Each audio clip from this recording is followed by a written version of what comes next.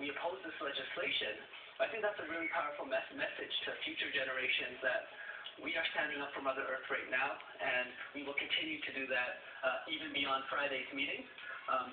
This is our role as Indigenous people to take care of this land, and the Prime Minister and the Chiefs could have 100 meetings, and that wouldn't remove the responsibility that we carry to take care of this planet. Deo, T.M. Harper, he agreed to Friday's meeting, but he didn't mention Chief Theresa Spence's hunger strike or the Idle No More movement by name. He agreed to meet on the premise of those promised follow-up meetings to last year's Crown First Nations gathering.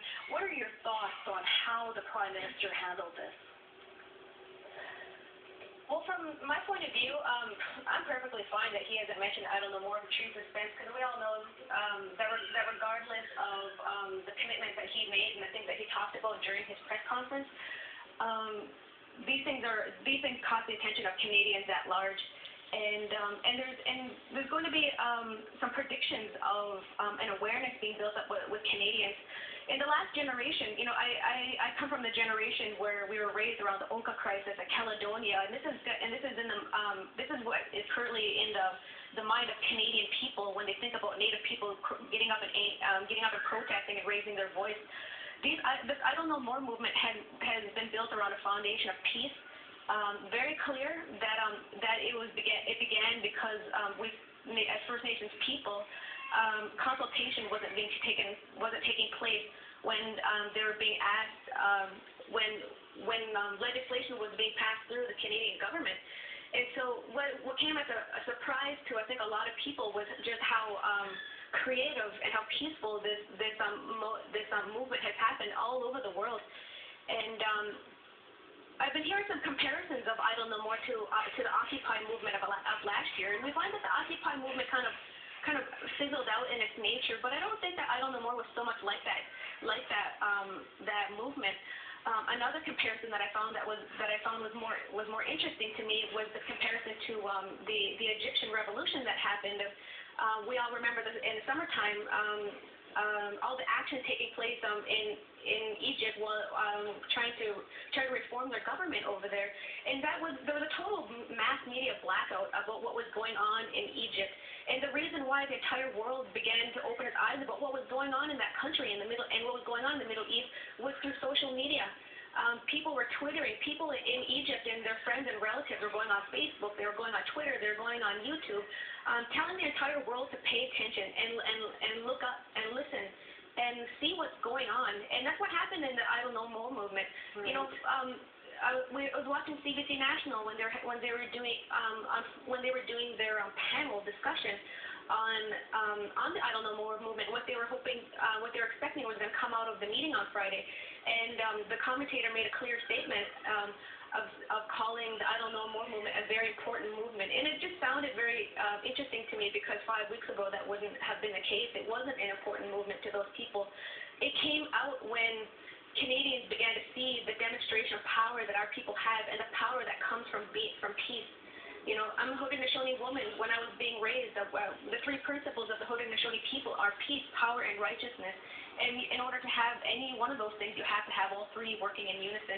And that's been clear in the movement of Idle No More. And that's why I myself have been so empowered about it. Mm-hmm. So when it comes to this meeting with the Prime Minister on Friday, the motivation of the people that are really going to be looking at that, and the people, and when I say the people, I mean the people, where the power comes from. The AFN could sit down and talk, and I'm hoping that Mr. Atleo and all the leadership that are there present are going to make it clear that to the Prime Minister that, look, we can sit here and you can talk to us, but the power does not come from us; it comes from the people, and this is what's motivating the AFN and leadership to be present at that table. I hope that's what's going to come through, and I hope the Idle No More movement is going to keep continuing with this peaceful movement, because that's what's created so much awareness, and also the creativity with it, because it really brought out our artists and our creative people and our activist community. And who would have thought, 5 weeks ago that flash mob round dances in shopping malls were going to be the eye-opener for this country about what was going on with First Nations people.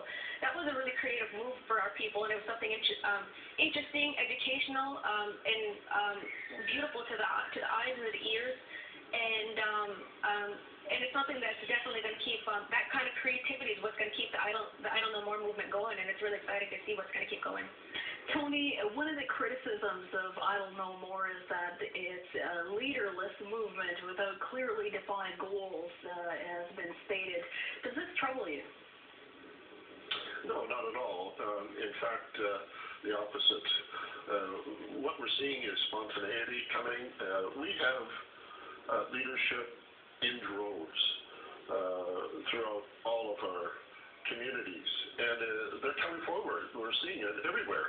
And this spontaneity is ending up with things like somebody saying, well, I'm going to do a teaching, as they did in yesterday, I think it was, at Council Fire in Toronto, where the people are coming together now to talk about what are the facts, what are the issues, let's understand them better. People are sharing with each other. It doesn't require a leader of an elected leader to make those kinds of things happen. And I think our people have been wanting for a long time to be able to say, hey, listen, I want to get in on the discussion here.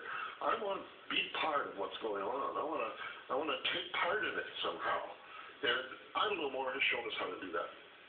Yes, in leaps and bounds. Michael, how do you feel about this question of leaderless movement? I think leaderless movements are the way to go. What is the strategy behind people that oppose movements that have leaders? You chop off the head. You try to debilitate the movement.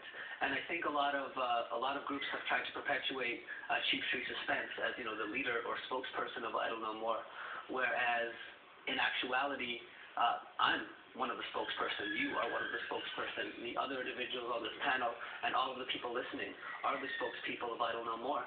And I think that that's where our strength is, because, as was mentioned, there's a spiritual center to Idle No More. And yeah, we're talking about protecting the land and protecting our water, but it's also about standing up and protecting our women.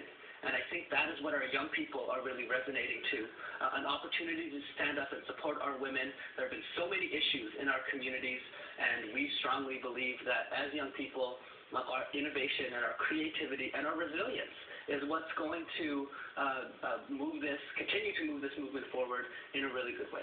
Okay, last word goes to you, Deo, about Friday's meeting. One thing I need to acknowledge and make clear is that the AFN is there to prove a point that First Nations people are looking to be consulted. Out of this Idle No More movement, I'm hoping that it's not just going to be a case of us expecting our leadership to step to the plate and listen to our people. It's also an opportunity for us to reflect back on what it is basically to be a citizen and an involved citizen of our people. I'm a Haudenosaunee woman, and so it's my duty. Where the Haudenosaunee Iroquois Confederacy are the founders of American democracy. And one of the first rules of democracy is if you do not participate, then you don't have a right to complain when your voice is not being represented. And so to me, the Idle No More movement needs to have that feel for each individual. People are talking about where is Idle No More movement going to go forward from here. That needs to be on a national, on a movement scale, but it also needs to be on a personal scale for everybody, whether you're a member of the Lakota Nation, the Blackfoot, the Mohawk, the Squamish. It doesn't matter where it is that you're from. I also wanted to make a point of saying that it's 2013, and this year is being regarded as the 400th anniversary of the creation of the two-row wampum. Wow. And I happen to have a replica of it here with me today. And this two-row wampum was, it's 400 years old, and this is the first treaty that was made with an English nation, or European nation, sorry, with a First Nations nation here in North America. And it's not people call it a treaty, but it's actually more or less an agreement. And when this agreement was made, if you look at this is regarded as the river of life, and these two paths. One is a path of the Ogbahule, and the other is the path of those people that were new to this territory. And this was an agreement that was reaffirmed with every colonizer that came over. It started with the Dutch, it went to the